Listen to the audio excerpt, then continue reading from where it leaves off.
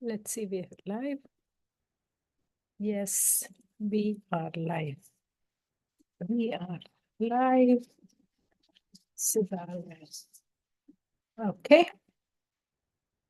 Hello, everyone. I'm Sudha Jamthe, and this is Sudha Live.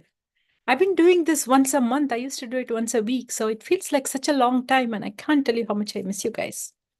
Okay. So for those of you who are new joining me, this is a happy hour. In fact, I have a workshop mode planned for today. I'll tell you in a minute. I am Sudha Jamthe, technology futurist and AI educator from Silicon Valley. I teach AI and Gen AI in several places. So some of you know me from my LinkedIn learning courses, and some of you know from Business School of AI, which is my own learning platform, a community of all my learners from various places. I teach at Stanford, at Barcelona Technology School. I teach executive MBA business leaders who are visiting here in Silicon Valley. And of course, I have courses on LinkedIn Learning and Business School of AI. So I talk a lot about AI and Gen AI.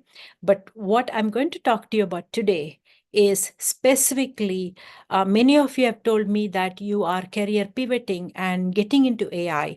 And that is your goal when you take a course with me or anyone else. And it's been a challenge because the jobs are, filtered by AI bots, and the bots get to decide who gets the interview call in the first place, right? And then when you don't hear anything back, that silence is rejection. And independent of whatever your level is and what kind of role you're applying, it's not fun, right? And so I see a lot of you who are brilliant innovators rushing to ChatGPT to go rewrite your resumes. And you're kind of questioning and second guessing what is missing in my resume that is not a fit. So what I'm going to do today is I actually have 1,000 students from Stanford, and I have a couple thousand students from LinkedIn Learning who have all taken my AI courses and have pivoted into AI and done multiple different roles within AI. Some of them are already in a company doing something else and then moved to AI. Some of them were in a company and moved to a different company doing an AI role. Or some of you actually said, I want to move to product management, and then you moved to AI product management. There's been various different roles like that.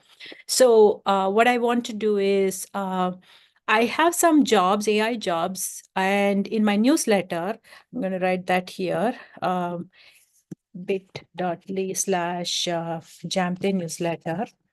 I usually share a lot of what I'm sharing here. So I'm going to be sharing the jobs links that we are going to be reviewing today. So the way I'm planning today is I have a set of AI jobs, and I'm going to show you how to actually fit your existing skills or career experiences to this AI job so that you can apply for the job directly. So that's the goal. And so I'll share that here on LinkedIn. This is being streamed on LinkedIn and YouTube, but I'm not watching YouTube for the comment. But on LinkedIn, I look for your comment. So if you have a specific job that you're interested in, you can add it in the comment, and I will use that as my exercise. Or I have a bunch of them that I have collected, and all of them will show up in the Jamthe newsletter eventually, because that's where I share my job opportunities, call for papers, interesting conferences, and reading material, anything that is a learning opportunity for you to continue on your AI journey will be there, right? So that's the idea. Let me see whether who is here. Okay. So the way LinkedIn does, guys, is it just shows me the number of people. It does not tell me who is there.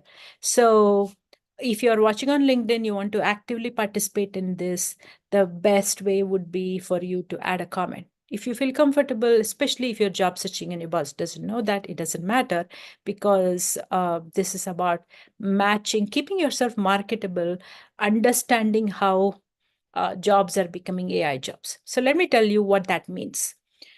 So everybody is learning AI, and AI is one of those pervasive technology. When I say AI, I'm broadly talking traditional AI and Gen AI. And so AI is pervasive and it's impacting all jobs, right? And all industries. And so there are new jobs that are posted as AI jobs. And there are existing jobs like product managers, right? Or project managers, or business executive, or a business development manager, or a partnership manager, or let me think of, even software engineering is kind of changed to AI, but I focus a lot on the no code audience, right? So customer support, obviously there's lots of chatbots. What's your role if you're responsible for customer support in a company? So a lot of jobs are incorporating AI. Either they are using AI tools, or they are buying different things that, by to train AI, and they want to bring your business acumen to create the data to train that AI. So there are different ways by which AI is seeping into existing jobs. So there's an expectation that you should know AI in the right way they're thinking about it in those job roles. So even if you're not in the AI space, whatever job you do, it's going to become an AI job. It's already becoming an AI job. Or if you're applying to a new job, there is an AI element to the job already assumed. So, it's important for you to make sure that that skill match is happening. And you might have taken a course with me or anyone else and have learned AI in different aspects of AI. So it's it's very natural to stop and think and say, is it me? Did I miss out on learning? Because there's so much hype and so much noise around the opportunities and different aspects of generative AI, especially, right? So, and there's so many jargon out there, so it's very easy to think, I don't know this new thing they're all talking about, agent AI. I don't know what that is. Maybe that's what is the missing skill, right? And you might feel like you're left behind. And so I'm not going to talk to you about how to stay up to date on the job skill, on the learning, but today I'm going to focus on the actual jobs itself. So do you have a job that you want to be looking at? If you have it, if somebody here in the audience has a specific job that you want me to look at and show you how you can fit the job to your experience. Maybe you don't want to, show your LinkedIn and say that you're looking at a job, doesn't matter. But if you have a specific job that you want me to analyze and show that as a general example, I'm happy to take the one that you're looking at. Otherwise, I have a collection. Okay. Waiting. Takes a few seconds at least to type a comment, so gonna wait. Okay, so while you're digging up that job and want me to review that job fit for you, let me tell you one thing about product management. So the example that I'm thinking about is AI product management manager job in one of the top companies. And I have several students who want to move in to AI, especially experienced professionals tend to want to become product managers. There are many engineers who feel like product managers are deciding what features goes into the next release, and they seem to be more in control. And so they become product managers, or they go on a path to become product managers. You might remember Ananya from my team. She has presented, come here and spoken back. And Ananya has actually been a product manager before, and she came from being an engineer. Emma Liu is one of my students from my AV class who moved to become a product manager. She's a very successful product manager. She was in Databricks, I think. So that is one role. So I see some people joining here. So for those of you who are here, the exercise I'm going to do, this is Sudha Live. What I'm going to do today is specifically take AI jobs and show you how to find a skill match to what you bring to the table, because people tend to think AI job is something different. So I'm going to show you an AI product manager job. So for those of you who have joined here, feel free to add a job.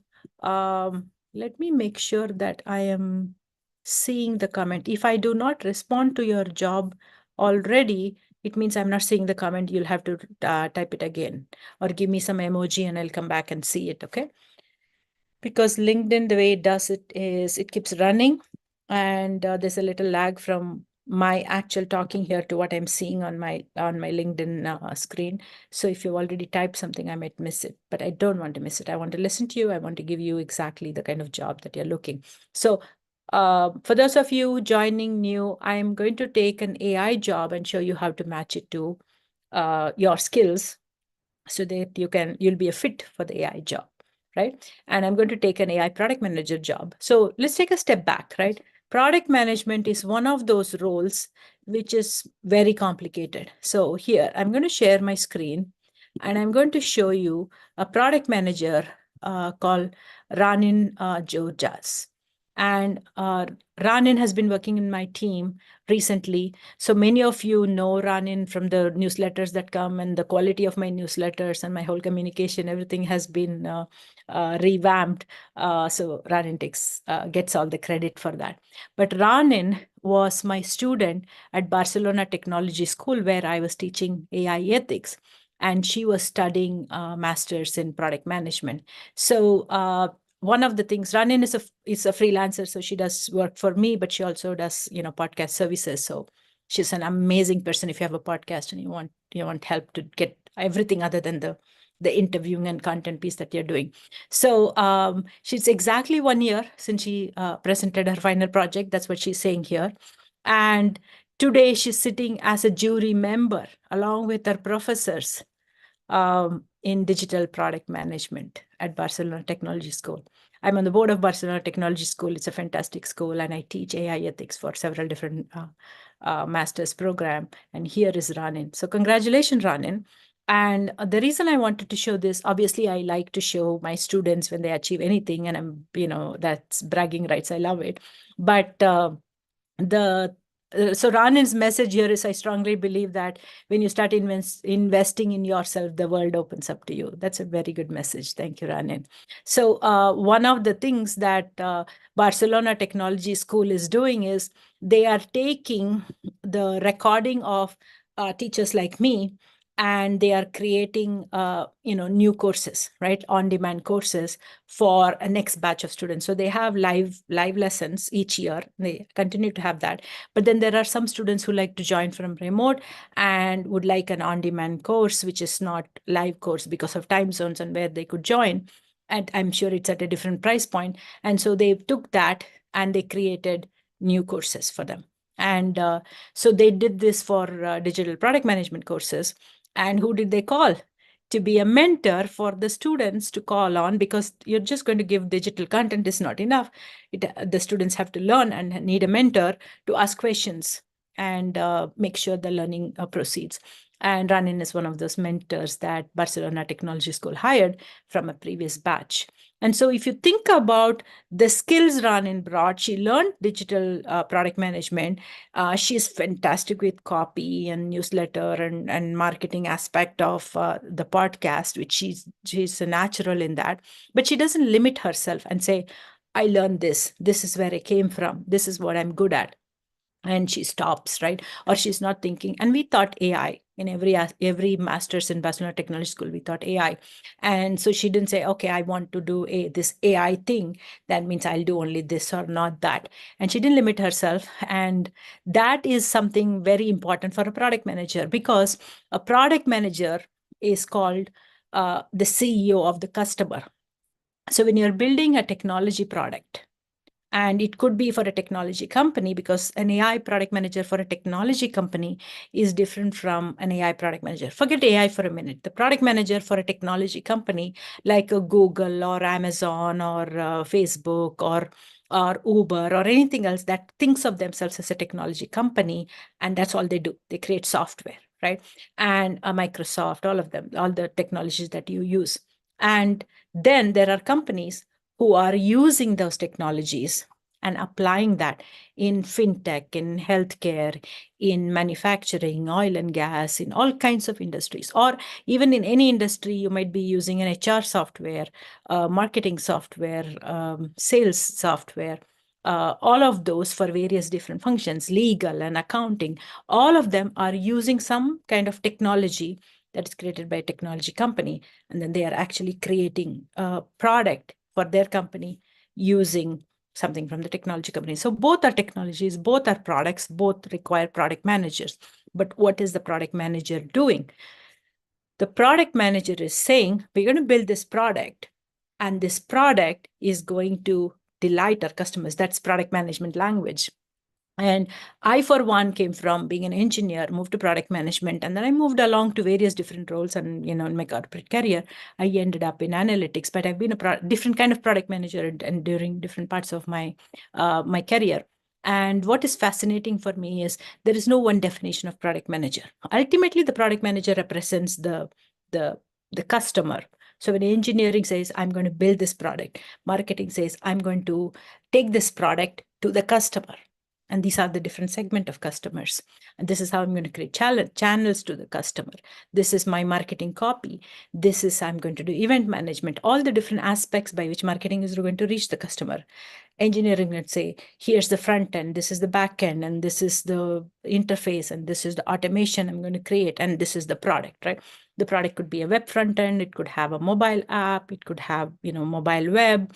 It could be a combination of multi-screen across all this. It could be a desktop product. It doesn't matter. Finally, the customer is expected to do something, and the customer need needs to be met. And that's what a product is. And so a product manager has to figure this out by understanding the customer pain point and say, can we do this? Typically, you don't start ground up unless you're doing a startup. You would say, okay, there is this product and this is the pain point of a customer. Can we enhance it in a certain way? And there is a business element to it because you're thinking about why am I doing this? Out of 100 features I could give for a product as the next version, this is going to bring revenues to the company. This is going to reduce cost for the company. This is going to create some kind of process improvement that makes the customer life easy. And there are new products. Like when I was in eBay heading mobile analytics, I supported the product management team. I came from being a product manager on the social product management team. And then I moved to become a analyst on the social side, and then I moved to mobile. So then I supported the mobile product managers. So the mobile product managers knew and loved their customers. I mean, this is no exaggeration. Product managers love their customers. They fight for their customers among multiple stakeholders and do right by the customers. That's kind of their thing. And so understanding the customer, having a very clear business acumen of who is the customer? Why are they here? What are their pain points? Why are they loyal to your company? How does this compare to competition? And how are we different? Why is this customer coming to us and not to going to somebody else, right? The stickiness factor of what keeps them here and that kind of thing. And then the actual product, the platform, right? In our case, it was iPhone customer, different from a Android customer. And in AI, with Gen AI, the modality, right? Is it a voice customer? Is it a text-based chatbot customer? Is this a desktop product? Is this an invisible AI? And they might have specialty in that. So business acumen of your business, having a knowledge of your modality or your device form factor, specialty, and having served this kind of segment, if it's an e-commerce product or a HR product or a fintech product, then if you have experience or understand the language and the jargon and how that customer thinks, what are the sensitivities, or even the compliance requirements for that industry, all of that actually makes you a good candidate for a product manager role. Forget AI for a minute. It's just product manager role, right? So just like a product manager could come from being an engineer, which means they're going to be much more technical and closer to the engineering thinking, versus a product manager can come from marketing or maybe closer to marketing on the business side. That could be their experience. Then their thinking is almost like marketing. And wherever they come from, it's going to be a champion for multiple stakeholders, the business unit, the management, the different verticals in that business, the engineering team, the QA team, the platform team, the several different engineering front and back end teams, marketing, several different marketing teams, different regional teams, and they're going to kind of manage all that and manage the expectations and then say, this is what we are going to do. And so the stakeholder management becomes a very important job. So let me come back to LinkedIn to see whether you've posted any particular job that I should be looking at. If you did, then, okay, I see more people reacted to this. Have you added a comment here? No. Okay. So I'm going to pick, let me show you what kind of jobs I'm thinking about that I want to walk you through today. I don't know if you're able to see this in terms of size and visibility. So product manager can be multiple different roles. So if you take a product manager in Google, the product manager who works on the ad side or a customer paying on the ad side is different. Product manager who works on internal products is different. A product manager serving engineering is different. And then the product manager on the consumer side, which is what we would think of for search and Gmail and that storage and that kind of thing, right? Or the product manager who's serving enterprise B2B experience person. Um, and they're going to be different, right? That's within Google. So, but if you take the general gist of product manager as a consumer product, then when you think of Microsoft, it's a totally different kind of role. If you go into Apple, it's a totally different kind of role. And even within the big companies, right? And so people do hop between companies and then they kind of adapt. And then there is a role called a technical product manager, where the product manager is very close to engineering and comes with an engineering like skill, almost with a deeper knowledge of technology. And so they call TPMs. And in Google, they have the product manager in a product manager org. They also have TPMs who work closely with their internal business partners. So in eBay, one of the things over my years I've seen was there was one product management org. That's where I belonged originally before I moved to analytics. And the product management was closer to business. And we had several business units, and their job was to make money and revenues growth for their category. So it could be electronics or fashion, or it could be a region saying this is for Europe or Asia Pac or something like that.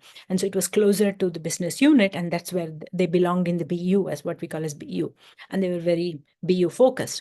But there was a gap between engineering, and at some point management decided, no, we need to bring them closer to engineering. So they moved the entire product management org and they made them part of engineering under the CTO.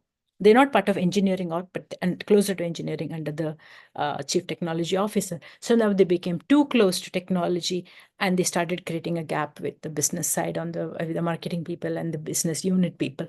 So I've seen that within the same set of people, but I've seen that. And the funny thing that happened with my org, and I was a product manager in social commerce.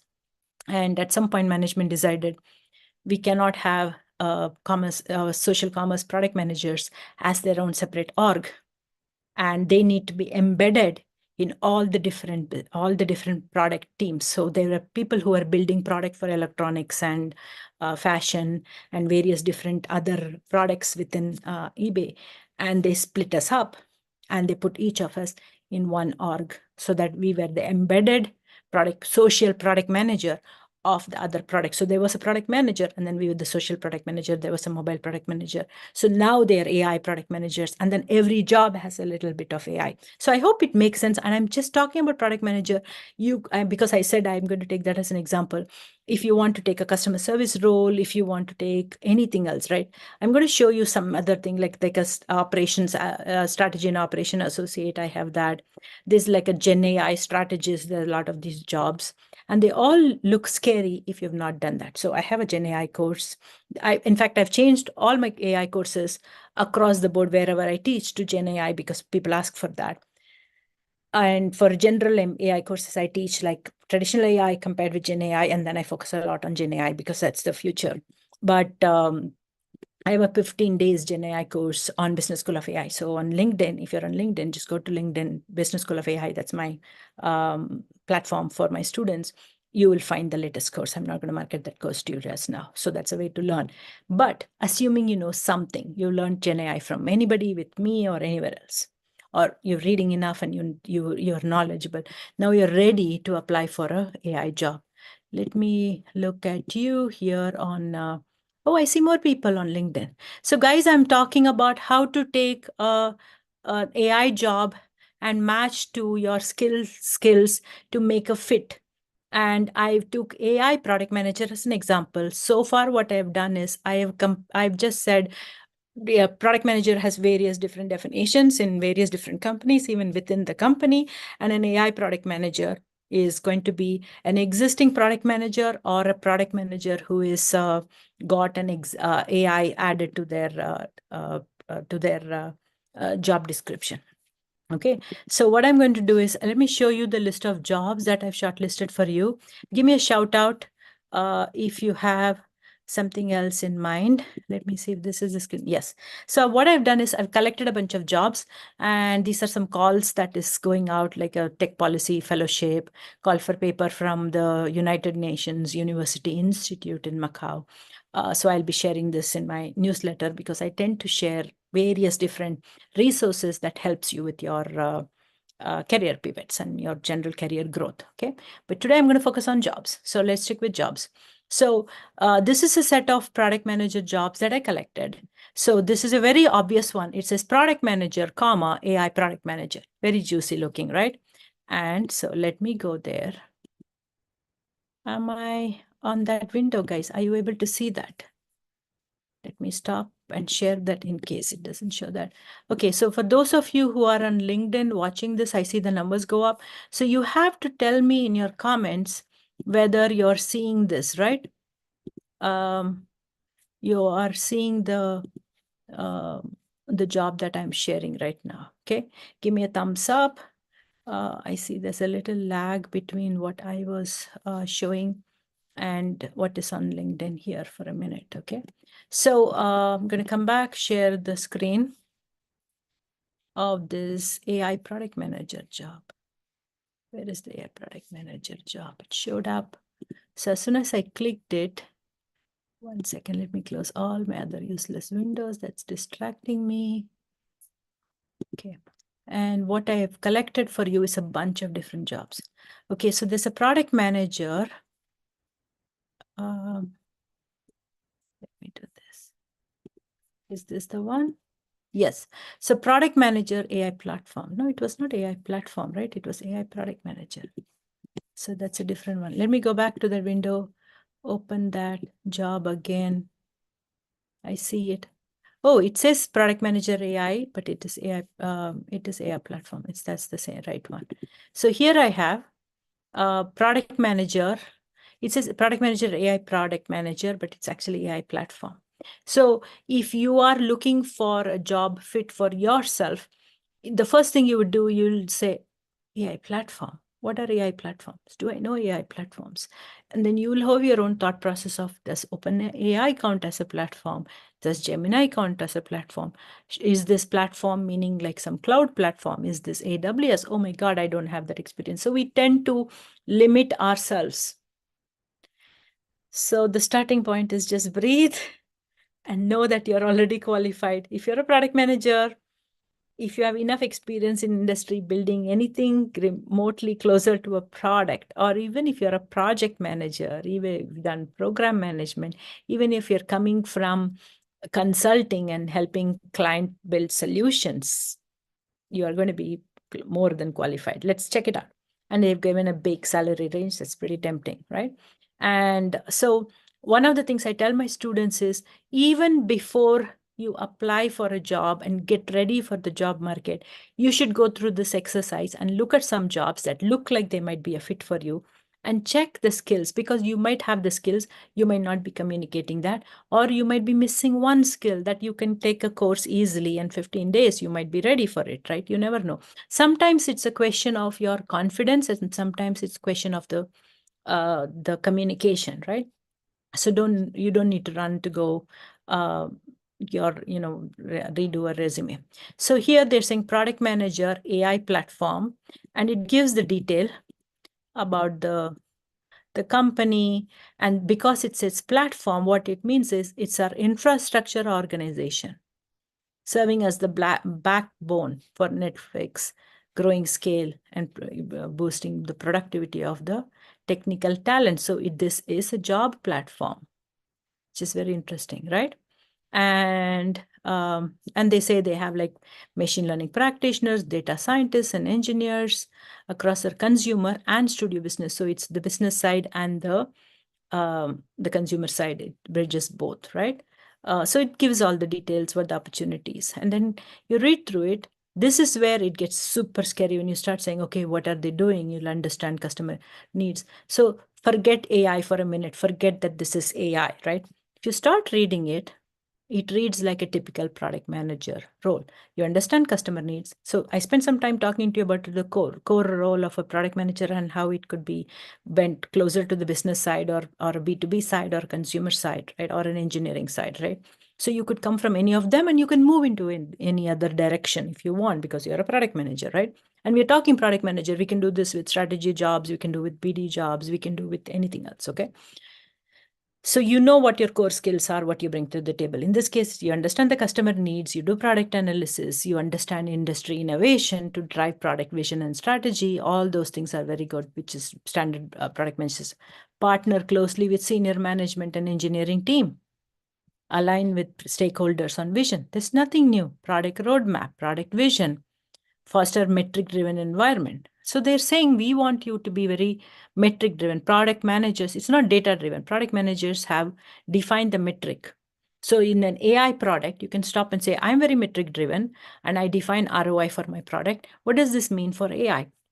So in AI, the metric might be how accurate is the AI. So engineering might build an AI model and say, hey, this product is performing, has very high performance, if performance is the metric engineering uses. But as a product manager, you might have a business metric of how much does it enhance a customer's usage and engagement, or it might be a metric that is customer centric, right? So you define that metric, or it could be even the efficiency of the AI. So the engineering says the AI is running at 90% accuracy. You have to represent everybody, right, in your company's universe. So you actually have to bring data to see, does it work like this for all kinds of people, all race of people, all genders of people, all types of my customers based on their behavior. Bring the data and see whether you get more false positives or false negative for certain segment. And maybe it's at 70% accuracy for women. There was a hiring algorithm from Amazon, which eliminated women completely from being called on jobs. And it was because of an AI and a biased AI. So it's reducing the bias or catching that bias is a product manager job in the AI world. It's assumed you do everything for the good of the customer, right? So then, you have to think of the metric and you say, what kind of metric do I bring in my regular PM job? And what kind of metric am I going to bring in the AI world? And nobody is going to teach you this. You cannot take a course and say, I want to learn product management metrics. Nobody teaches you that. I teach that as part of my AI courses. There must be this mentioned in building AI courses somewhere that is beyond data science and engineering, that's teaching you the models. A lot of AI ethics courses might have it, but you have to think intuitively from, I know this. I know my customers, I represent the customer. Now I'm going to bring AI to them. And learning what AI does is, it's not intelligent, it is imperfect, but it does something of value by doing prediction with a lot of data that can create ROI for my company. And so you stay informed about industry advances, create a collaborative environment with the engineers and continuous feedback loop. And so this is all stakeholder management, problem solving, decision making. You've got this. So far, we haven't touched AI in here, right? Thought product evolution, customer engagement models, communication strategy, the mapping of planning, road mapping. And then they're saying 8 years of technical product manager, at least 2 years of domain experience in ML, AI, consumer scale AI platforms. This is where you say, what are these? This is machine learning or AI, consumer scale AI platforms. What are these? So here they said this is infrastructure. And I've had a product manager who's one of my students, who was at Lyft at that time, and a very senior product management executive now, had come in and shown us how you actually take data and send it to different platforms in the cloud. And how do you build the infrastructure when you build machine learning? So understanding how machine learning AI life cycle happens, how it connects to an existing platform they did mention a platform somewhere here in the beginning, right? That when they say infrastructure, they mentioned our infrastructure serves as the backbone for growing and boosting productivity of our technical talent. Within infrastructure, the AI platform exists to maximize productivity and innovation of Netflix machine learning practitioners, data scientists, engineers. So these are your customers. So you have them on one side, and you have the studio business on the other side, connecting them. So your machine learning platform. So you need to know what the machine learning platform is, how machine learning works. And if you've taken just basic machine learning course, you would know that, right? But you bring your knowledge and how you apply that here. So let's keep moving. And then proven track record of managing product portfolio, blend of technical depth and domain expertise with the customer-centric mindset. You are a product manager. You already have the customer as your focus. Domain expertise, deep domain expertise, like Netflix's business is as a streaming service, and they're going to have you as the intermediary between their engineers who are building the AI and the machine learning models and the studios who are their customers, right? So that's what they're looking, right? And how the passion and experience in one of the following domains, and they've given the domains, right? They've said generative AI, AI application framework, AI and ML observability or evaluation. So what I was telling you as a metric is the observability. So they create, engineer says, okay, I've created AI and it has high performance. Now, is it, you evaluate that. That could be your domain. Or you could have taken one of my Gen classes on LinkedIn or Business School of AI, and voila, you have domain expertise. Or there are several application platforms and SDKs. So if you're API oriented, calling different technology APIs to like OpenAI's GPT or Gemini or any machine learning model or even general cloud platforms, if you're able to call any of them and work within that, if that's your domain, they don't need all of it. They just need one of it. Strategic thinker, manage a portfolio, bigger and smaller bets while balancing short-term goals.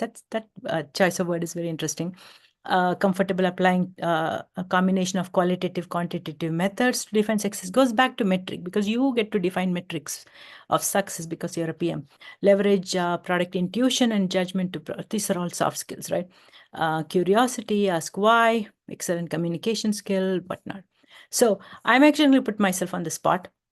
And what I'm going to do is this, since this is my LinkedIn profile, and I've been a product manager eons back, and then I headed analytics, and now last 8 years, I've been this technology futurist and a teacher and whatnot, and I do AI research and train researchers. So on the surface, my resume is going to say something, but all these skills I should have, right? Because I've been a product manager. So I'm going to see what shows in my resume, but I'm going to do this as an exercise for you.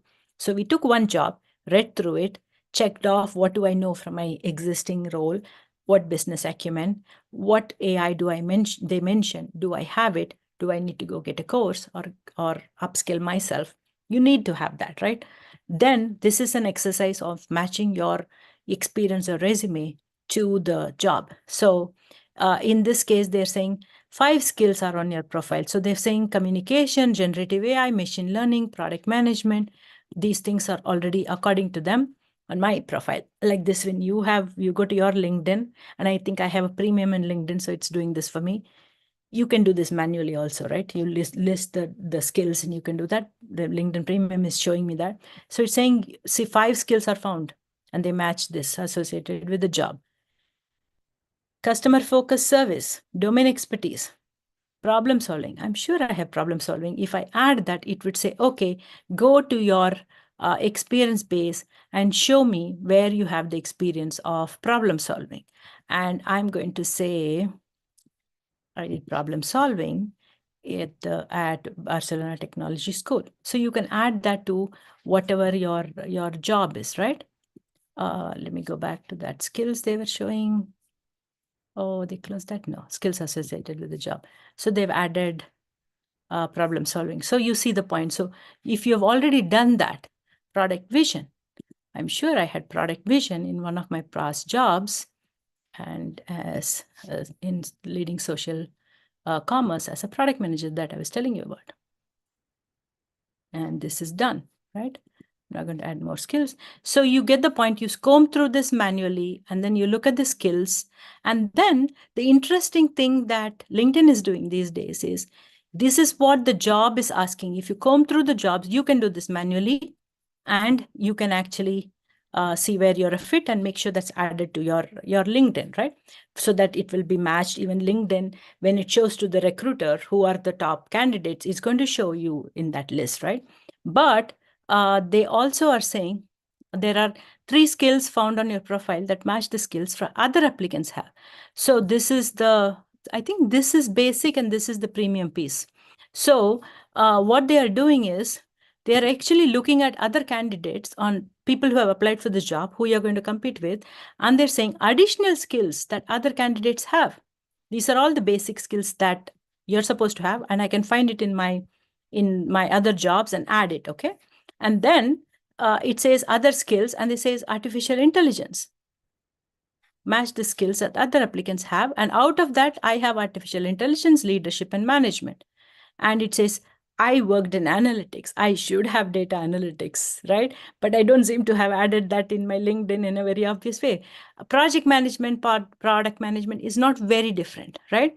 And so, but you could add that. And the interesting thing is there are several other people who have SQL and Python programming language skill that is in their other applicants' resume. This job is not asking for that. This job is asking to work with engineering and be a product roadmap owner, a visionary, a problem solver, a good communicator. So you don't need this. So when you look at this, that means there is somebody who is very technically oriented, who has SQL and done Python, somebody who's done project management, who's not a true product manager. Maybe somebody came from analytics. These are the people. Agile methodologies, I think, is an important product management skill, even if they didn't say that. If you have it, it's good to add it. Rest of it, I don't think you have, anything that competition has that you don't need, right? So that's what it is. And then obviously they say who are the people who have done this thing. And then this is all the AI stuff that Netflix gives and says how many people is hiring who are from your kind of job, your kind of school, and all that. Those are interesting trivia for me. So I'm going to stop for a minute because my promise is to make a mapping of what your actual job skill to the job, right? Your skill versus the job is what I'm interested in showing. Okay. Make a mapping of what. Okay, I went to a new window to see you guys. It is showing there are a couple comments. I'm not able to see the comments. So if I have missed any of your comments or questions, show me one of the emojis. I'll try to figure out how to. I think I have to reload the LinkedIn to see the comments again. Okay. Okay, comments. I'm not able to see. Oh, come on. Every time I come to a window, it does this. Okay. I have multiple windows of the LinkedIn Live that's open. It is doing that to each window. I'm sorry about this. Okay. So we did that with one job. So what do you think? Do you think you can do this for any job in terms of matching the jobs? Is this a useful exercise? Do you feel comfortable doing that? Do you want to do this? Do you want me to show this with some other job? I showed you a list of jobs, right? Let me show you the list back again. So especially if you're coming back or watching this recording or anything, I basically talked about product manager, AI product manager, and a general sense. And then we took this job called product manager, AI product manager, which was actually an AI platform product manager job at LinkedIn. There's another one called chief of staff, generative AI. I'm going to go to that. Okay, I'm going to close the window and come back to make sure you're able to see the window again. Okay, guys. Okay, so this is a hybrid job. It's an executive job in Scale AI. So you can learn about the company, and LinkedIn has a lot of these generative AI features integrated. Am I a good fit for this job? How can I best position myself? This is what I'm telling you. If you want to hear from an AI on what it is doing, feel free to play with it. I don't think there's anything harmful in that, but just don't take that verbatim, right? And then you hear about the company. Always do a right click when it comes to this. Okay. In the leadership part is you will help define top level business unit priorities and goals, define business development strategies. So though it says chief of staff, this is a business development role, driving planning process, leading strategy and delivery of cutting edge AI solutions for the world's largest enterprise. So you're essentially working with a leader as chief of staff in Scale AI, and you're working in a client-facing role. That person you're supporting is going to be client-facing, and the clients are large enterprise companies. And so you're going to help them with the delivery of cutting-edge AI solutions based on Scale AI. I have no affiliation to any of these companies that I'm showing. I'm just giving you an example of a variety of different roles I picked up. So typically, uh, a business development role would involve understanding closing sales, creating partnerships between companies for your company to make revenues. So in this, it's a leadership role, and it'll help define top level business unit priorities. So you're going to work for somebody, you're going to see what is their business unit priority, what is their business development strategy, are they doing OEM deals, are they doing data sharing deals, are they doing something else, is this product licensing, is this full solution development. So if you are in business development, these things will be, straightforward things that you will do, right? Partner with the VP or GM of generative AI. So so you're called chief of staff of generative AI if you get this job, but you partner with the VP or GM of generative AI and other senior leadership, right? To drive the strategy for the company and develop the business unit strategy. We saw that weekly, monthly, quarterly, annual planning process for the Gen AI business unit, prioritization, execution. It's all straightforward, except it's a Gen AI business unit, right? Key operating rhythm and processes, and the OKR reviews, all hands. So it's a very typical supporting an exec, and who's supporting business, right? Who's serving large businesses with some revenue goals, right? And the interesting thing is, because this is Gen AI, you act as a thought partner of business unit leadership. This is still not generative AI. Let me take that back. So this is a typical chief of staff for a executive in a technology company, proactively identifying risks and opportunities. So if you read through this, and if you come from a background that's a fit, forget the AI part, then you go, I get it, and I've done this thing, right? But then you think about the AI part. So this is a generative AI. What does this company do? Dig deeper and understand what you will do, right? With a deep focus on generative AI and large language models, you will be working on the bleeding edge of AI innovation. That means you need to know generative AI, you need to know large language models. So again, if you're taking any of my AI courses in any of the universities I taught, or even if you take the 15 days Gen AI course on Business School of AI, you got this, right? And you need a understanding. They're not asking you to create models. They're just asking you to have a deep understanding, a very clear understanding of generative AI, large language models, and what does AI innovation mean, right? Innovation for customers. How are you going to create a business model for customers, which you must be doing even in the non-AI world, right? So it's straightforward. One of the things, and it's like the process stuff, the all hands meeting, the planning process, yeah, even if it's a Gen AI business unit, seems straightforward. One of the things I would say as a thought partner for business unit leadership, identifying risks and opportunities, right, to shape our products. So this is where I would take pause and say, okay, I have read about AI ethics. I've heard about compliance issues. I've heard about how, if you have taken generative AI course with me or anywhere, you would say, generative AI hallucinates. I've heard about companies complaining about that. How is that relevant to us, to this role, if I'm part of this company? What are some kind of risks? And it is known in generative AI space that these generative AI models from OpenAI, GPT, or image models like diffusion models, they are all scouring the internet and building out the foundation models without permission and ownership, and they get sued. So you can check for all kinds of lawsuits that are out and open from the generative AI space, and get a handle on, okay, how is this going to apply to this business? Those will help you even get into the interview to have a conversation. Then when you apply it in the job, you're going to have your ethical lens and compliance lens and say, this is a business risk, and I'm not going to make this, be very frivolous about this with my company, right? And then it says you need 5 years experience in management consulting. You could, or business operations, or a strategic analytical or operations role within a growing company. I've had analytics. I've run this whole stakeholder analysis and process meetings for the office of the president for a year. So I should be a fit. I'm going to put myself through the test like I did with the PM job to get it, because I'm not interested in applying for any of these jobs. I'm just interested in teaching you, so my students go get all the beautiful jobs and go change the world. So demonstrated ability to lead projects with technical and business teams. That's a common theme you will find in all kinds of AI jobs.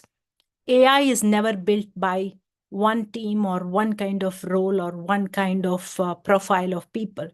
And so you have business people and technical people. And we were just talking how product manager is the one in the middle. And here it says the same thing: lead projects, the ability to lead projects with technical and business team members, driving to high quality insights and deliverables amidst ambiguity. And so especially Gen AI space, the AI space is shifting, and they're talking about a lot of ambiguity. And that's a common skill that you need at this management level, right? Dealing with ambiguity.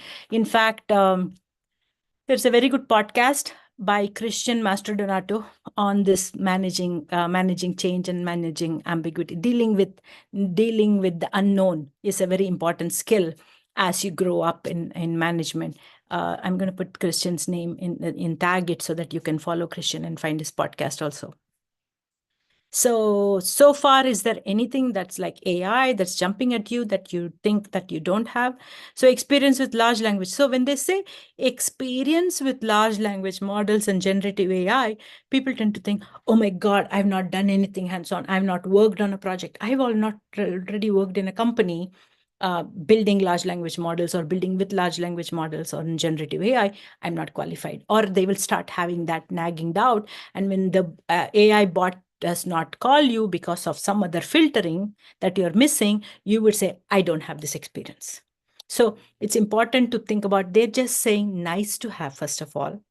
And then they're saying experience with large language models.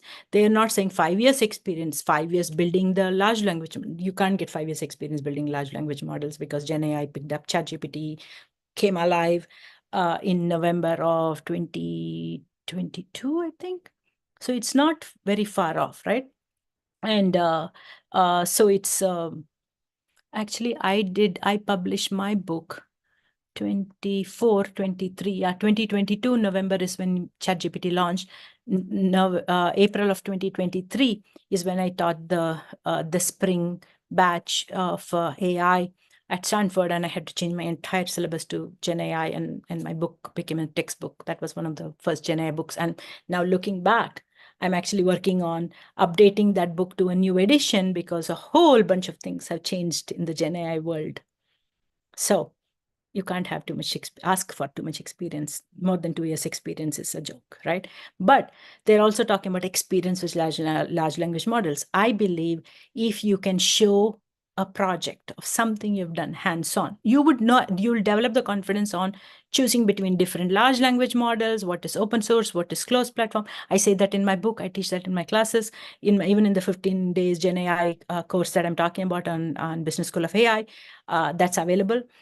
So you can learn that, and general Gen AI concepts of fine-tuning and RAG, and conceptually it's built on a foundation model. How is it different from traditional AI? Those are the things that you would learn in any Gen AI course, like a foundation course like mine, in 15 days. And in fact, I've shared this earlier today that some people don't have the patience to learn this over 15 days. So we just opened up. So as soon as you register, you can learn everything. Go through it in 2 hours, you can learn it. And they're saying degrees in computer science or technical field is a nice to have.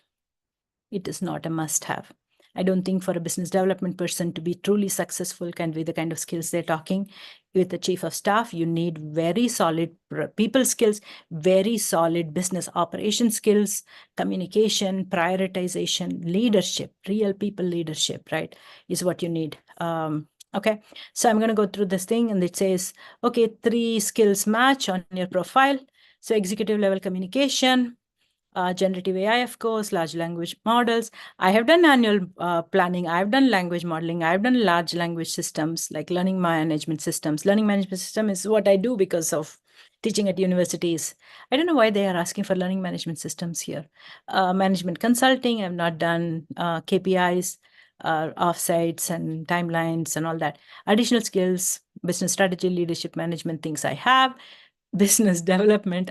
They said business development as a very important thing, but they did not, AI did not catch and say they want business development as a requirement. I think business development should be a requirement. Data analysis should be a requirement.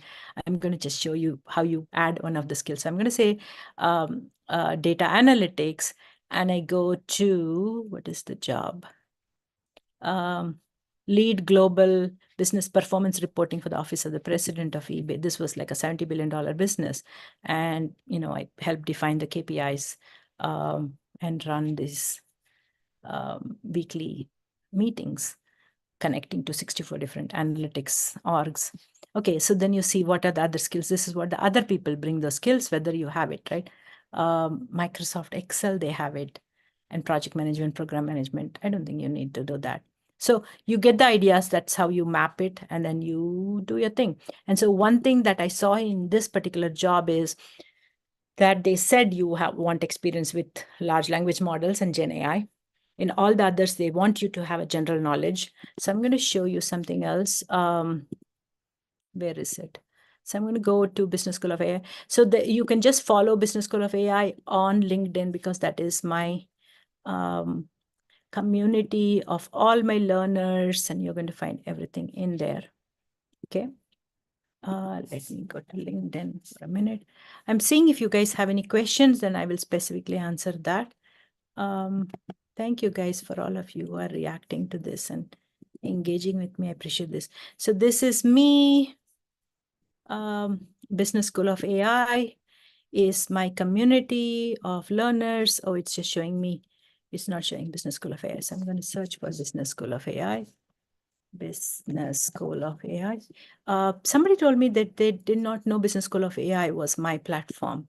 And earlier it used to be called Driverless World School, so people might not think that it's the same. Okay, so in Business School of AI, you'll actually find the latest courses and stuff like that, right? Let me see what is in here. Okay, this is what I was telling you about if you go to Business School of AI, this is the 15 days. So this is a beautiful carousel Ranin has done. I was showing you Ranin at the start. How to implement no-code Gen AI practices, mini capstone project, optimizing business plan, all of that stuff, right? That is in this course, right? The business school. And this is called the 15 days no-code Gen AI course. You don't need to do it in this 15 days. As soon as you enroll, we open up the whole thing. So that's what I was telling you about. So if you need some basic knowledge of Gen AI, and build out a capstone so that you get the experience to showcase a project, this is one. I have a new thing I just announced just while I was telling you about this live today. Let me go back to that. And build out a capstone. Come on, don't do this to me at every window. Okay, closing my other windows. I have too many windows open. So on my profile, I'd actually shared multiple different options. Where is it, guys? I'm trying to get to something very specific. And there's a bunch more jobs. I'm reaching the end of the hour, so I won't be able to walk you through. But I wanted to show you one which was very specific. Let me add that to the LinkedIn, right? You wanted to see that. Here is the Netflix job. Netflix, thank you for that. AI product manager job. Here, I will come and add the other one, right? The same way. So what I showed you is this no-code AI course, which is open. I believe the course is going to be open only till 5th. Gen AI course on Business School of AI. So it's open only till end of day Monday. Okay. And it's a very quick, short course. You'll get an email per day, or you can just learn everything in one go in a couple hours. But you'll get like a whole a mentoring session with me. I already did one mentoring session for the first cohort. So you'll get a mentoring session. So you can take an idea that you think you want to build in your work, or you'd look at this job and say, what kind of thing can I showcase as an application for them? And come up with an idea, and we can help you shape that idea, and you can go build it as a capstone. And then I have another project that on Monday. So this by end of the Monday, you can sign up for the no code 15 days Gen AI course that I was telling you about. And on Monday morning, I'm actually going to do this. I'll put this also out in the chat. On Monday morning, I'm going to do a 2-hour workshop. This is for people who want to go hands-on using no code and build an intelligent chatbot. And literally 9 to 11 my time, Pacific time. So it'll be like 16-hour in Europe and Nigeria, right? 2 hours, you build this. I'm going to take a customer support chatbot, but you could come into the workshop and say, I want to build a lead gen chatbot. I want to have a chatbot for some AI product. I'm looking at a specific job and I want to build a chatbot. I'll help you pick one. And you can build any chatbot, but my promise is in 2 hours, you will build a chatbot with no code end to end. You will have something to show. And last week, we had Ken Heron come in from Strawlid and show us a concept, a new standard called Weekon, which is about chatbot conversations, standard for conversations. And so as a bonus, I'm going to show you how to take the chatbot that comes, chats that come out of a chatbot, and convert that to a Weekon, what is involved. Because once the chats are structured, think of this, if it's a customer service bot and the customer, it's chatting with customer service.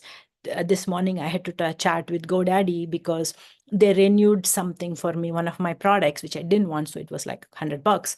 And I could not get to a regular phone. And I ended up with a chat bot, like a voice bot on the phone. And then I tried to do a chat and it was a chat bot. All of these conversations, whether it is voice or whether it is text, is a conversation. And all of these conversations, that's what you'll build, right? You'll build a chat bot and the customer will be chatting. Now what? You provided that. Is it of quality compliance? What kind of topics are the customer interested in? Is there some insight on who are these customers who are chatting with us, who are our top customers, who could potentially, top prospect, who could potentially buy a product? There's a lot of nuggets of insights in these chats. And so if the chat is structured, then you can go put it in a database and search for it. That's what Weekons do. So what we will do, my promise is, using no code in 2 hours, you will build an intelligent chatbot like a ChatGPT, but for your business, right? You can attach it to your website or a mobile or attached to a product. And then additionally, I'll teach you how to do the Weekon thing. But the idea is you will have something. So today, just to summarize, today's Sudha Live, completely I made it into a workshop mode to show you how to match your skills to an AI job. And I covered 2 categories of job. One was an AI product manager job. I showed you, I explained different kind of product management jobs. What does that look like? And then we looked at that Netflix job, which is an AI product manager job. We went through that, how to understand what the job is saying, how much of it is traditional product management, what you already have, how much of it is AI, how to think about the AI metrics in there, the AI role in there, understanding the AI ecosystem. So there's a need to understand AI. Wherever you've taken a course, if you've taken a course from anywhere, you're good. And Gen AI is the latest, so you should have taken a Gen AI course or no Gen AI in principle, right? So that's where I was offering my 15-day Gen AI course. The other example I was telling you was about the chief of staff in Scale AI. It's chief of staff for Gen AI. So it's for a Gen AI VP that you're the chief of staff. So you're a partner in that. And it's an executive job. And anything that you have done at that level on business operations or business development, you're a fit. And then they're saying it's Gen AI. You need to have experience in large language models and Gen AI. It is not about building a large language models. It is not about taking OpenAI access in their sandbox and building something. And that's what people think, and they stop short of that. If you ask any engineer, they will say, you need to do that, but you don't need to do that for this job. You need to do that to become an engineer, a data scientist in their team. And this job interfaces customer facing and to help customers. You will be interacting with data scientists from the customer end. So if you're smart about the inner workings of large language models, like I teach in my course, it's great. I believe you need to have a very deep understanding of how models work, what is the tech stack, what is the lay of the land of different products and comparisons, but you need to know your job and role, what you bring, and how you're going to create value in your role. Who are your stakeholders, internal stakeholders, external stakeholders? So that's the two kind of job roles that I showed you today. And I'll put the other one. Yes, thank you. So I did put the Netflix one in here. So those of you who are going through that with me, you can actually apply for the job. And same thing with the BD one, which is the chief of staff job. And what I would suggest is what the other thing I did was, other than combing through it and say, what is Gen AI in here? What is the AI element in here? You actually go to LinkedIn and look at the skills and then make sure that it matches, because LinkedIn is incorporating a lot of AI. And so they are picking up all the skills and saying, do you have it? Do you have it? Your resume shows, your LinkedIn profile shows that. And so I showed you my LinkedIn profile did not show some of those skills that I had, and I added those skills. And then the good thing they're doing is they're saying all these other people, other applicants you're competing with had these extra skills that is not showing here. And you look at that and say, I have this, I have that. This Python coding skill doesn't look like it's a required thing. Somebody has it, God bless them, but that's not needed for this job. And you can move on. So you don't need to intimidate yourself to think that you don't have the skills. So that's the main exercise we did today. And one of the things in the chief of staff job they were saying is an experience with large language models and generative AI. So just by taking a course, and you can take my generative AI 15-day course and do it in 2 hours. I'm all my courses, even for business users or product managers, I have a capstone project so that you can go build something hands-on using no code. Think about the business dimension, what you would bring, and define it in an AI perspective to build a product. I'll do that.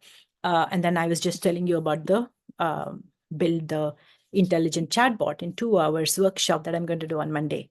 And if you're one of my students, I would love to have you there, because you were the one who pushed me from AI to Gen AI in every place I'm teaching. And Gen AI is moving and I'm moving with it. So I would like to bring you the latest, build the intelligent chatbot in 2 hours, so that for the people who are looking at this as from a job career perspective, if you build something hands on, you will get experience, you will get the nuances about it, and understand what kind of questions you have to ask, and how it's not as big a deal once you're done with it, right? And in the live workshop, I'm going to help you build this, whatever background, whatever time zone, whatever industry you come from, whatever use case the chatbot is for. At the end of 2 hours, you will build something real that you can go show off to your clients. You can go show off to your colleagues. Go take this and say, here's what Gen AI can do. Now, why don't we do this for our dealer network? Why don't we do this for this customer? And you will be able to expand this. Maybe you'll have a data scientist who look at this and say, wow, this person has built this. Now maybe we can add this other element to it. And this is how innovation happens with people inside companies. And you are an innovator. That's why you're trying to get into career pivot into this whole AI space. So this is beautiful. So I would like to see you at the Gen AI workshop for building intelligent chatbot on Monday. Monday, July 15th is a special day in my world in Business School of AI, because I'm going to do this workshop with you in the morning at 9 o'clock for 2 hours.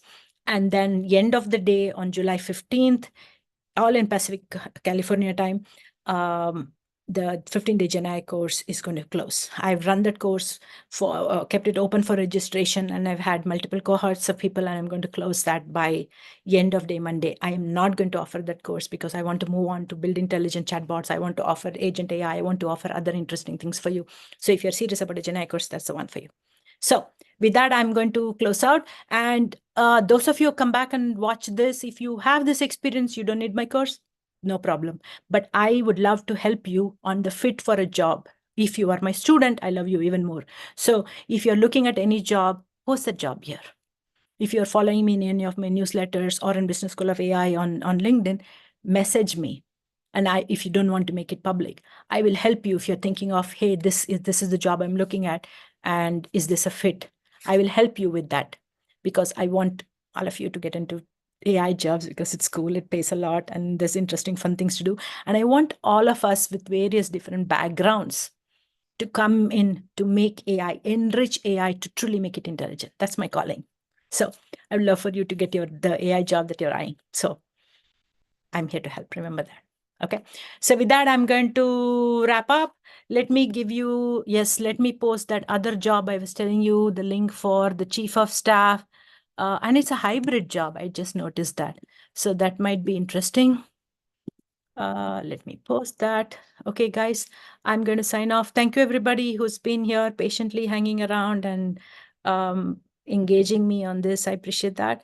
So I miss talking to you guys. I've been doing this once a month, and maybe I feel I should go to run in and see whether I should do this bi-monthly so that I can talk to you at least every other week. So let's see. But please talk to me. I'm here to help, and I want you to land that AI job, and I mean it. I will help you regardless of whether you're my current student or future student or never my student. Doesn't matter. We are in this together.